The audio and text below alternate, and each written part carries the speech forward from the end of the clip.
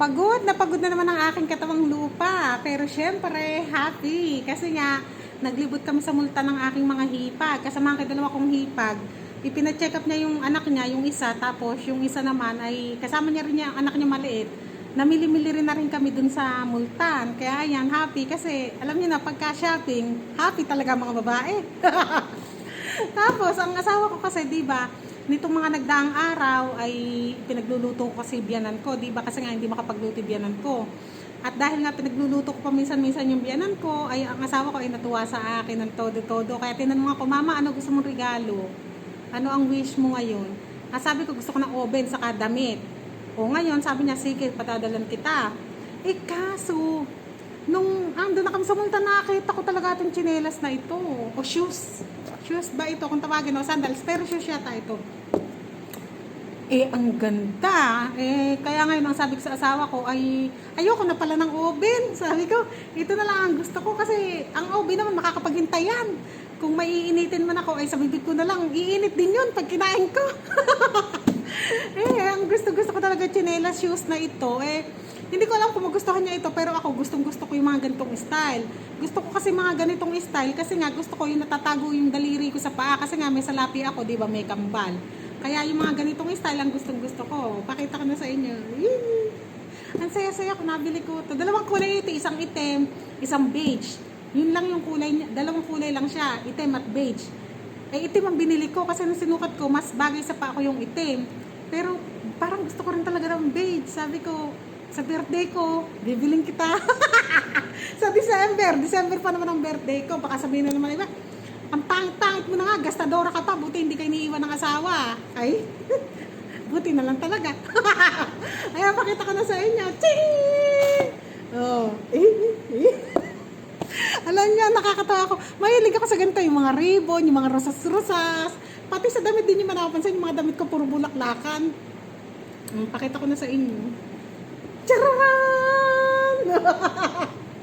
Oh, ito ang binili kong shoes.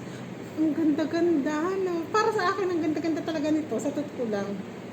Nakita ko kasi ito, hindi naman ako pumasok sa store di ba sa store, sa lamin yung wall.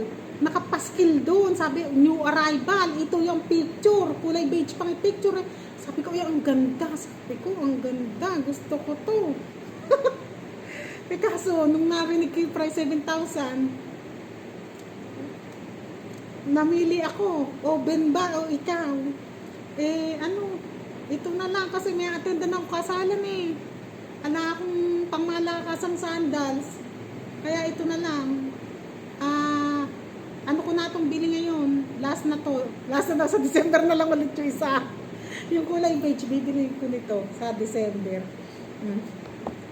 Oh, ganyan siya, bulaklak, rosas, bulaklak, bubuka ang bulaklak, papasok ang reyna. Malambot siya, kaya gusto ko rin siya malambot.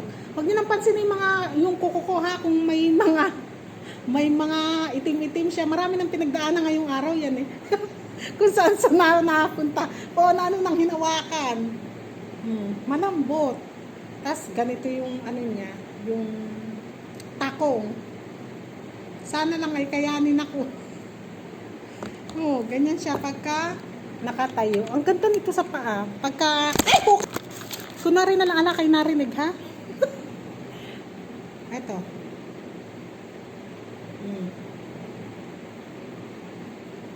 Ganyan siya. Nagagandahan ko talaga siya. Alam ko sabihin na iba, ayoko yan. Hindi ganyan ang type ko.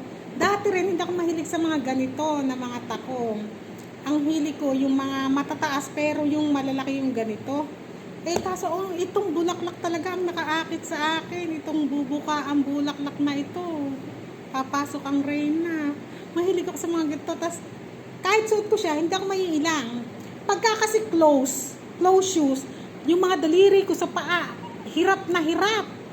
Talagang parang malapit ng paglamayan. Kaya, nakakaawa. Sabi ko, ito open, pero tago. O, diba? Kahit na open siya, tago ang daliri ko. Ibig sabihin, yung kambal ko sa paa ay hindi makikita. Kanina bumili ko nito, mga lalaki yung nagtitindahan, hindi ko alam kung paano ko isusukat eh. Baka makita kambal ko sa paye. Siguro napansin na naiilang ako, iniwan ako nung mga lalaki. Chalo, eka. Ako, nagsukat ako, ala sila. Siguro napansin na naiilang ako na may lalaki.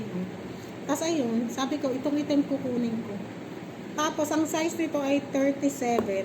Dati, alam nyo, nung payat-payat ako, parang 5 to 6 less sukat ng pa ako. Pero, ngayon 7 na, siguro dahil tumaba ako. Ano. Pero dati talaga, minsan 5 pa nga eh.